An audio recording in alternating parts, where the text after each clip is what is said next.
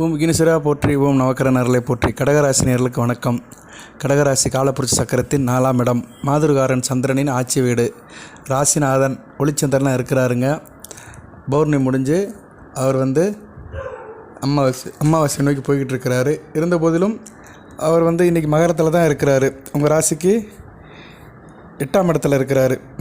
8ஆம் இடத்துல இருக்கிறாரு. அடுத்து 9, 10, 11, 12 எப்படி வருவார் அவர். ஓகே, இருக்கட்டும். சந்திரன் போக்கு ஒரு மாதிரியாக இருந்தாலுமே மற்ற கிரகங்கள் நல்லா இருக்குது. செவ்வாய் நல்ல நிலைமையில் இருக்கிறாரு. ராசியில் சுக்கிரன் சூரியனும் இருக்கிறாங்க. 2ஆம் இடத்துல புதன் இருக்கிறது ரொம்ப சிறப்பு தான். ஓகே நேயர்களே, இந்த வீடியோ பதிவில் உங்களுக்கு நான் ஒரு முக்கியமான ஒரு பதிவு சொல்ல போகிறேன். அதாவது விதி மதி கதி. உங்களுக்கு எல்லாருக்குமே ராசி தான் தெரியும், கடக ராசின்னு தான் தெரியும். அதுபோக ஜனன ஜாதகம் இருக்குது. கடகராசியில் பிறந்த ஒவ்வொருத்தருக்குமே ஒரு ஜனன ஜாதகம் இருக்குது. ஜாதகத்தில் லக்கணம் இருக்கும். அடுத்து ராசி கடகம். நட்சத்திரம் புனர்பூசம் 4ஆம் பாதம், இல்லைனா பூசம், இல்லைனா ஆயில்யம். இந்த 3 நட்சத்திரத்துக்குள்ளே தான் பிறந்திருப்பீங்க. ஒன்று குரு நட்சத்திரம், பூசம் சனி பகவான் நட்சத்திரம், ஆயில்யம் புதன் நட்சத்திரம். ஸோ குரு சனி புதன் இந்த 3 நட்சத்திரநாதர்கள் தான் கடகராசியில் இருக்கிற நட்சத்திரநாதர்கள். இவங்களுக்கு அடங்கிய ராசி மண்டலம் கடகம். அதுக்கு அதிபதி சந்திரன். ஓகே ரைட் நேயர்களே, இப்போ இந்த கடகராசியில் பிறந்த நேயர்கள் ஜாதகர்களுக்கு தனிப்பட்ட ஜாதகம் இருக்கும். அந்த தனிப்பட்ட ஜாதகத்தில் எதனாச்சும் தோஷம் இருக்கும். தோஷங்கிறது கிரக தோஷம், நவக்கிரக தோஷம். நவக்கிரகங்கள் 9 உங்களுக்கு தெரியும். சூரிய, சந்திர, செவ்வாய், புதன், வியாழன், வெள்ளி, சனி, ராகு, கேது. இவங்க எல்லா கிரகங்களுமே தோஷத்தை கொடுக்கும். இதில் சுப கிரகங்கள் சுக்கிரன், புதன், குரு, பௌர்ணமி, சந்திரன் 4 பேர் சுப கிரகங்கள். பாவ கிரகங்கள் சனி பகவான், செவ்வாய், ராகு, கேது, சூரியனும் ஒரு அறப்பாவர் தான். இவங்க 5 பேரும் பாவக்கிரகங்கள் தான். அது சுபகிரகங்கள் இருந்தாலுமே பாவத்தன்மை செய்வாங்க. அது எப்படின்னு நான் சொல்கிறேன். நான் இந்த வீடியோ ஒரு முக்கியமான வீடியோங்க. அது உங்கள் வாழ்நாள் முழுக்க பயன் கொடுக்குற வீடியோ. உங்களுக்கு நீங்கள் எந்த லக்கணத்தில் பிறந்திருந்தாலும் சரி, எந்த தசாபுத்தி நடந்திருந்தாலும் சரி, உங்களுக்கு இந்த வீடியோ ஒரு பங்களிப்பை கொடுக்கும். வயது வித்தியாசம் இல்லை. ஆண் பெண் யார் வேணாலும் எடுத்துக்கலாம். சரியா நேர்களே, முக்கியமான வீடியோ. கொஞ்சம் பொறுமையாக பாருங்கள். சொல்கிற விஷயத்த கொஞ்சம் தயவுசெய்து கேட்டுக்கோங்க. சரியா?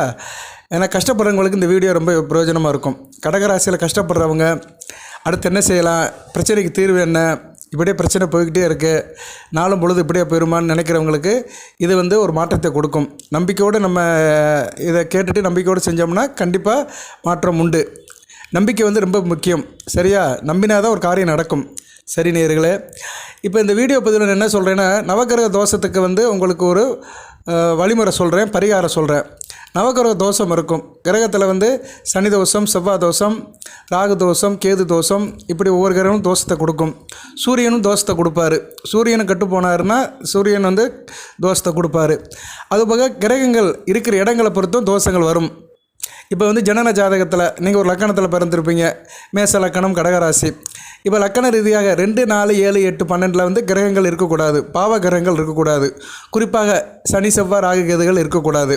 அமாவாசை சந்திரன் இருக்கக்கூடாது. அமாவாசை சந்திரனாலே சூரியன் கூட இருப்பார்னு அர்த்தம். சரியா? அதை நீங்கள் படுத்திக்கணும். அமாவாசைனாலே சூரிய சந்திரனில் இருக்கிறது அமாவாசை. இப்படி கிரகங்கள் 2ஆம் இடம், 4ஆம் இடம், 7ஆம் இடம், 8ஆம் இடம், 12ஆம் இடத்துல இருக்கக்கூடாது. 2ஆம் இடம் குடும்பஸ்தானம். ஒரு மனிதனுக்கு குடும்பம் இருக்கணும். அங்கே பாவகிரகங்கள் இருக்கக்கூடாது. அடுத்து இன்னொன்று முக்கியம்னா அது வருவாய் ஸ்தானம். பணம் வருது, அவன் பணம் சேமிக்கிற இடம் 2ஆம் இடம் தான். ஒரு மனிதனுக்கு பணம் எப்படி சேமிப்பார்னு சொல்லதை 2ஆம் இடத்துல பார்த்துடலாம். இதன் மூலியமாக தான் இப்படி தான் ஒரு பணம் சம்பாதிப்பார், சேமிப்பார்னு சொல்லிடலாம்.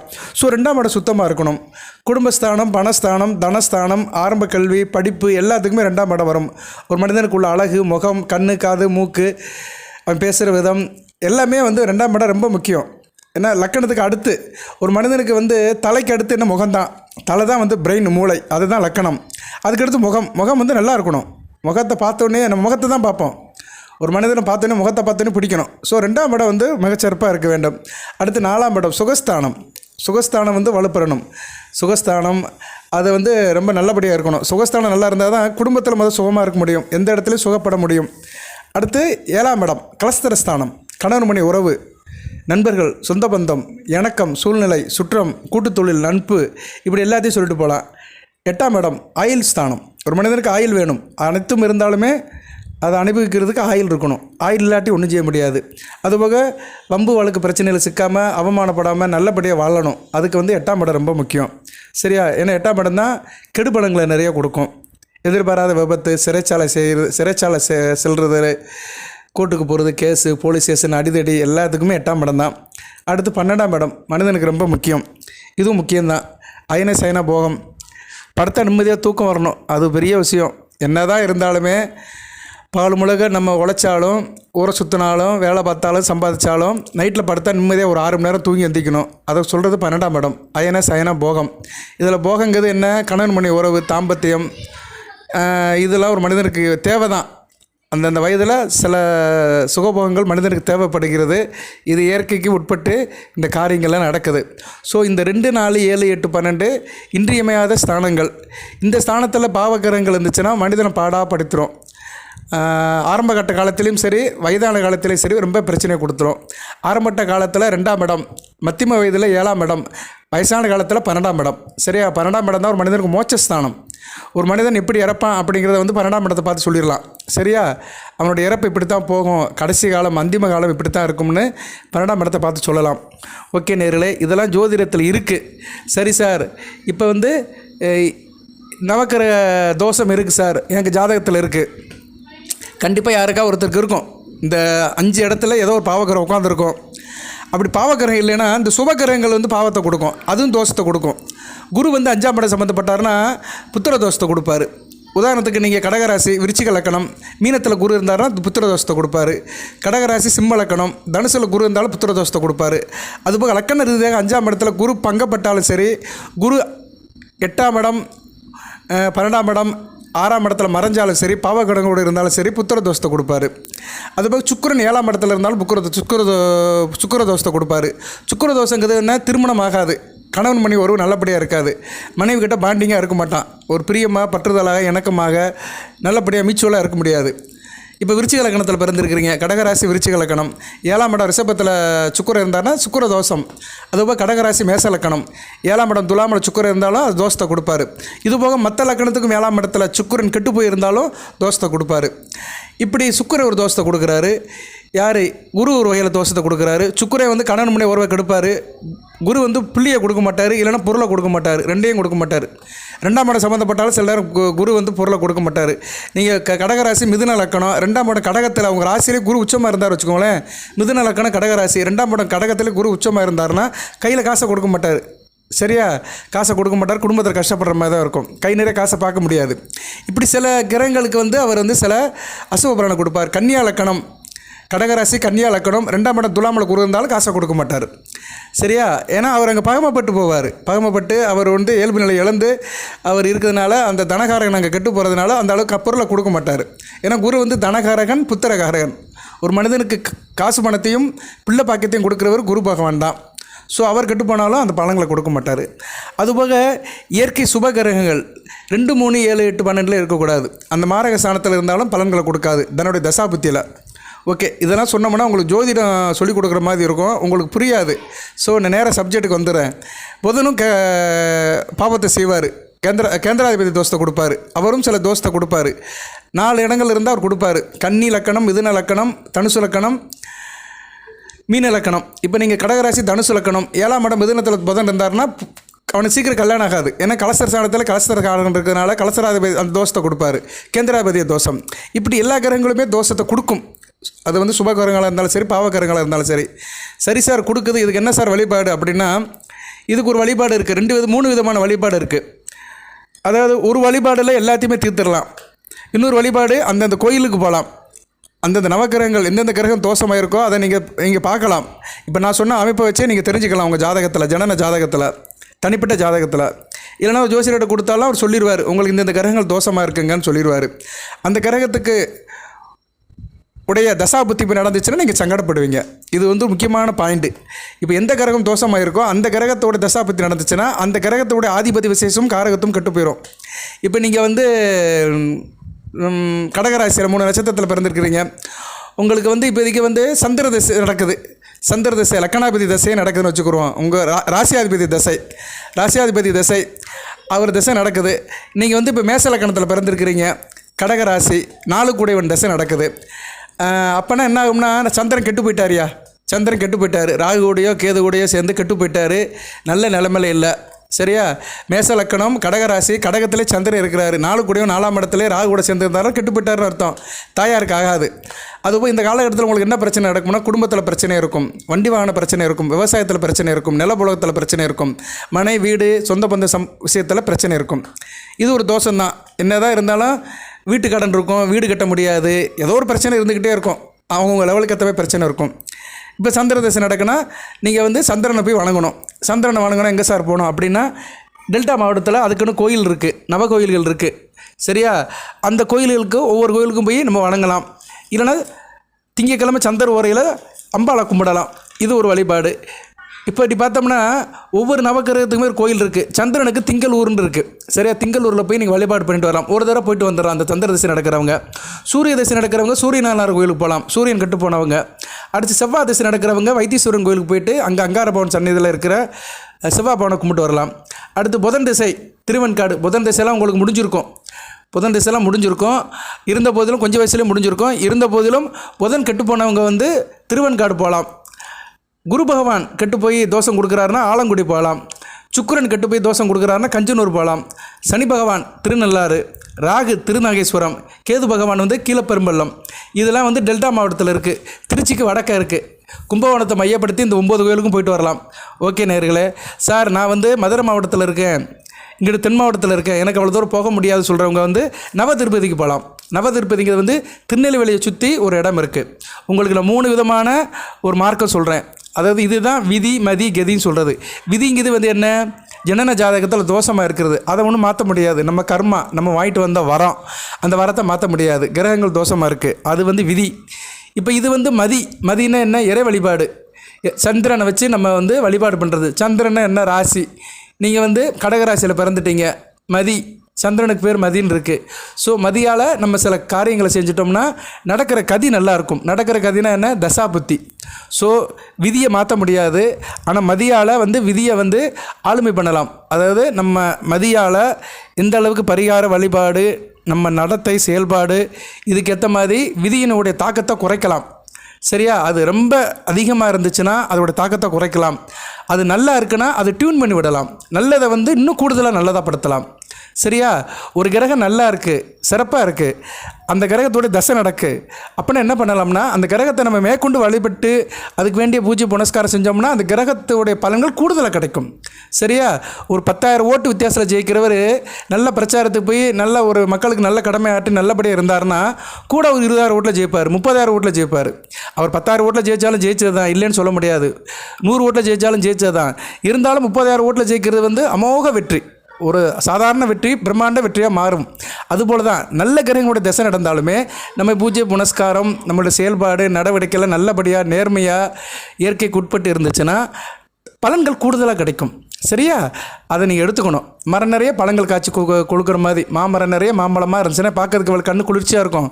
அது மாதிரி தான் அங்கே ஒன்று இங்கே ஒன்று இருந்துச்சுன்னா அதுவும் பழம் தான், ஆனால் வந்து மரத்தை பார்த்த மாதிரி இருக்காது. அது மாதிரி தான் பலன்களும் அப்படி தான். ஓகே நேயர்களே, இது வந்து மதியால் வந்து நம்ம வந்து தாக்கத்தையும் குறைக்கலாம், பலன்களை வந்து டியூன் பண்ணி விடலாம். அடுத்து கதிங்கிறது என்ன, தசா புத்தி. இந்த கதியில் இப்படி தான் எடுக்கணும் அப்படின்னு இருக்குது. ஸோ மதியால் வந்து விதியை கண்ட்ரோல் பண்ணலாம், கதியை நல்லபடியாக வச்சுக்கலாம். சரியா? ஸோ மதிங்கிறது ரொம்ப முக்கியமானது, நடுவில் இருக்கிறது. சரியா? அதனால தான் அந்த மதிங்க வந்து நிறைய இருக்குது. இந்த நவக்கிரக வழிபாடு, தோஷ நிவர்த்தி, கோயில் குளத்துக்கு போகிறது, நல்லதை செய்கிறது, தான தர்மம் பண்ணுறது, இப்படி நிறைய பல வகைகள் இருக்குது மதிக்கு. மதியின் மார்க்கம் நிறைய இருக்குது. அந்த மார்க்கத்தில் ஒரு 3 இது சொல்கிறேன் நான். இந்த வந்து வந்து என்ன சொல்லியிருக்கேன், இந்த டெல்டா மாவட்டத்தில் உள்ள நவக்கிரக கோயிலுக்கு போயிட்டு வாங்கன்னு சொல்லியிருக்கிறேன். அது முடியாதவங்க வந்து திருநெல்வேலியில் வந்து நவ திருப்பதி இருக்குது. தெற்கே இருக்கிறவங்க தென் மாவட்டத்தில் ஒரு 10 மாவட்டம் இருக்குது. மதுரை, திண்டுக்கல், தேனி, தூத்துக்குடி, ராமநாதபுரம், விருதுநகர், தென்காசி, திருநெல்வேலி, கன்னியாகுமரி, அப்புறம் தூத்துக்குடி மாவட்டம், இப்படி ஒரு 10 மாவட்டத்துக்கு இருக்கிறவங்க வந்து திருநெல்வேலிக்கு போகலாம். உங்களுக்கு பக்கம். சரியா? உங்களுக்கு திருநெல்வேலியில் வந்து இப்போ சூரிய தோஷம் இருக்கிறவங்களுக்கு வந்து சூரியன் ஸ்ரீவைகுண்டம் போகலாம். சரியா நேர்களே? இதில் இன்னொரு ஸ்பெஷாலிட்டி இருக்குது. இந்த டெல்டா மாவட்டத்தில் இருக்குது பார்த்தீங்களா, சொன்னேன் பார்த்தீங்களா, ஒரு 9 கோயில். அங்கெல்லாம் சிவன் தான் மூலவராக இருப்பார். சிவன் தான் கர்ப்பகிரகத்தில் இருப்பார். மற்ற மற்ற இவங்களுக்கு அங்கே இது இருக்கும், சந்நிதி இருக்கும், அங்கே போய் கும்பிட்டு வரலாம். ஆனால் இந்த நவதிருப்பதி வந்து பெருமாள் கோயில் தான், அங்கே மூலவர் வந்து பெருமாள் தான் இருப்பார். சரியா? பெருமாள் கோயிலுக்கு போய்ட்டு நீங்கள் பெருமாள் கும்பிட்டாலே அந்த நவக்கிரக தோஷம் நிவர்த்தி ஆயிரும். சூரியனுக்கு வந்து வைகுண்டத்துக்கு போனீங்கன்னா அங்கே பெருமாள் இருப்பார். வைகுண்டநாதரை கும்பிட்டாலே தோஷம் நிவர்த்தி ஆயிரும். அடுத்து சந்திரனுக்கு நத்தம், அங்கே வந்து வரகுண மங்கை. அடுத்து செவ்வாய் திருக்கோளூர் வைத்தமாநிதி பெருமாள். புதன் திருப்புளியங்குடி, இங்கே உள்ள பெருமாள் வந்து பூமி பாலகர். அடுத்து வியாழன் திருக்குறுகூர், ஆழ்வார் திருநேரில் இருக்குது. ஆழ்வார் திருநேருங்கிறது வந்து ஸ்ரீவைகுண்டம் பக்கத்துலேயே இருக்குது. அங்கே வந்து குருஸ்தலம் இருக்குது. அங்கே உள்ள பெருமாளுக்கு பேர் ஆதிநாதன். அடுத்து சுக்கிரன் தென் திருப்பேரை, அங்கே உள்ள பெருமாளுக்கு பேர் வந்து மகர நெடுங்குளத்தார். அடுத்து வந்து சனி பகவானுக்கு வந்து பெருங்குளம், அங்குள்ள பெருமாளுக்கு பேர் வேங்கடவாணன். அடுத்து ராகு கேதுக்கு ஒரே இடம்தான், ரெட்டை திருப்பதின்னு அந்த இதுக்கு பேர். அந்த ஊர் பேர் வந்து திருத்தொல்லை வில்லி. ரெட்டை திருப்பதின்னு இன்னொரு பேர் இருக்குது, 2 பேர் இருக்குது. அங்கே ராகுக்கும் கேதுக்கும் வந்து சந்நிதி பார்த்தோம்னா மூலவர் வந்து யாருன்னா, ராகுக்கு வந்து சீனிவாசன், கேதுக்கு வந்து அரவிந்த லோசனார். இந்த இடம் வந்து தென் மாவட்டத்தில் இருக்கிறவங்களுக்கு கொஞ்சம் ஈஸியாக இருக்கும். தென் மாவட்டத்தில் இந்த நவகிரக தோஷத்தில் பாதிக்கப்பட்டு கஷ்டப்படுறவங்க, இந்த அஷ்டம சனியில் கஷ்டப்படுறவங்க கொஞ்சம் இந்த கோயில்களுக்கு போயிட்டு வரலாம். எந்தெந்த கிரகம் உங்களுக்கு வீக்காக இருக்குது, ஜனன ஜாதகத்தில் மோசமாக இருக்குது, அதுக்கேற்ற மாதிரி ஜாதகத்தை பார்த்துட்டு அங்கே போயிட்டு வந்தீங்கன்னா உங்களுக்கு கிரக தோஷம் சரியாகும், நல்லபடியாக இருக்கும். ஒரு தடவை போயிட்டு வரலாம். இப்போ வந்து கோச்சாரத்திலே வந்து கடகராசிக்கு 2 கிரகங்கள் வந்து நல்ல நிலைமையில் இல்லை. சனி பகவான் அஷ்டம சனியில் இருக்கிறாரு, ஆனால் இப்போ நல்ல நிலைமையில் இருக்கிறாரு. வக்ரமாயி புதனுடைய பார்வையில் இருக்கிறாரு, நல்ல நிலைமையில் இருக்கிறாரு. அடுத்து வந்து ராகு வந்து 9ஆம் இடத்துல இருக்கிறாரு. ராகு 9ஆம் இடத்துல இருக்கக்கூடாது, ஒரு பாவகிரகம் ஒரு பெருங்கோணத்தில் இருக்கக்கூடாது. ஸோ கோச்சாரத்திலே வந்து 2 பாவகிரகங்கள் உங்களுக்கு 7ஆம் இடத்துல 8ஆம் இடத்துல 9ஆம் இடத்துல இருக்கிறாங்க. இது நல்ல விதமாக பார்க்கப்படாது. சரியா? பொதுவாக 8ஆம் இடத்துல எந்த கிரகமும் இருக்கக்கூடாது. 8ஆம் இடத்துல எந்த கிரகம் இருந்தாலுமே தோஷம்தான். சரியா? பொதுவாக 8ஆம் இடத்துல வந்து கிரகம் இல்லாமல் இருக்கணும். 8ஆம் இடத்துக்கு சுப கிரக பார்வை இருந்துச்சுன்னா ஆயில் தீர்க்கும் அப்படின்னா எடுத்துக்கலாம். ஆனால் 8ஆம் இடத்துல சனி பகவான் இருந்தாருன்னா ஆயில கொடுப்பாரு. குரு இருந்தாலும் ஆயில கொடுப்பார். 8ஆம் இடத்துல சுபகிரகங்கள் குரு, புதன், சனி, பௌர்ணமி, சந்திரன், இப்படி சுக்கிரன் இவங்கெல்லாம் இருந்தாங்கன்னா ஆயில் வந்து தீர்க்கமாக கொடுப்பாங்க. ஓகே நேயர்களே, ஆயில் இருக்கும், ஆனால் சில கஷ்டத்தை கொடுத்துட்டு போயிட்டே இருப்பாங்க. ரைட் நேயர்களே, இப்போ வந்து உங்களுக்கு 2 இது சொல்லியிருக்கிறேன். அதாவது தென் மாவட்டத்தில் இருக்கிறவங்களுக்கு உள்ள ஸ்தலங்கள் நவக்கிரக தோஷ ஸ்தலங்களும், வட மாவட்டத்தில் இருக்கிறவங்களுக்கு உள்ள நவக்கிரக தோஷ ஸ்தலங்களும் சொல்லியிருக்கிறேன். இது போக திருச்சி ஸ்ரீரங்கத்துக்கும் போகலாம். சரியா? அங்கே வந்து சுக்கிர தோஷத்துக்கு அங்கேயும் போல் வழிபாடு பண்ணலாம். ரைட்டு. இப்போ வந்து இன்னொரு வழிபாடு இருக்குது, ஒரே வழிபாடு. அங்கிட்டு இங்கிட்டலாம் போக வேண்டாம். சார் எனக்கு நவக்கிரக தோஷம் இருக்குது, என் ஜாதகத்தில் 2-3 கிரகங்கள் வந்து பாதிக்கப்பட்டிருக்கு, தோஷம் இருக்குது, எனக்கு அந்த தசையும் நடக்குது. இப்போ எனக்கு வந்து நீங்கள் சொல்கிறீங்க எனக்கு வந்து இப்போ சூரிய தசை நடக்குது சார், நான் கடகராசியில் பிறந்திருக்கேன், சூரிய தசை நடக்கு, சூரியன் கெட்டு போயிட்டார், நான் சூரியநாதர் கோயிலுக்குலாம் போக முடியாது, அது மாதிரி ஸ்ரீவைகுண்டத்துக்கும் போக முடியாது, நான் என்ன சார் பண்ணலாம் அப்படின்னு கேட்டிங்கன்னா, நீங்கள் வந்து சக்கரத்தாழ்வாரை கும்பிடலாம். வீட்டிலேயே வச்சு கும்பிடலாம், பக்கத்தில் இருக்க பெருமாள் கோயில் போனாலும் கும்பிடலாம். சக்கரத்தாழ்வார் ஒரு முக்கியமான கிரகம். சக்கரத்தாழ்வார் வந்து சுதர்சனம், பெருமாள் கையில் இருக்கிற சுதர்சனம் தான் சக்கரம். அது ஒரு ஆழ்வார், அவரும் 12 ஆழ்வாரில் ஒரு ஆழ்வார், சக்கரத்தாழ்வார். அந்த ஆழ்வார் வந்து வேகமாக சுற்றுவார். அவர் சுழல் வந்து அவருக்கு எதிராக எதுவுமே கிடையாது. சக்கரத்தாழ்வாரை தடுத்து நிறுத்தணும்னா சிவபெருமான் கையில் இருக்க சூலாயுதத்தாலும் தடுத்து நிறுத்த முடியும். அந்த அளவுக்கு எதிர்ப்பு இல்லாமல் எல்லாத்தையும் தாக்குற ஒரு ஆயுதம் வந்து சக்கராயுதம். அந்த சக்கரத்தாழ்வார் தான் சக்கரம், சுதர்சன சக்கரம். அவருக்கு சனி சந்நிதி எல்லா கோயிலும் இருக்கும், பெருமாள் கோயிலில் மேக்ஸிமம் இருக்கும். அதை பற்றி அந்த வீடியோவில் வந்து இப்போ 3ஆவதாக பேச போகிறோம். இது ரொம்ப முக்கியமானது. நவக்கிரக தோஷம் இருக்கிறவங்க சக்கரத்தாழ்வாரை கும்பிடலாம். சக்கரத்தாழ்வாருக்கு பின்புறம் வந்து நரசிம்மர் இருப்பார்.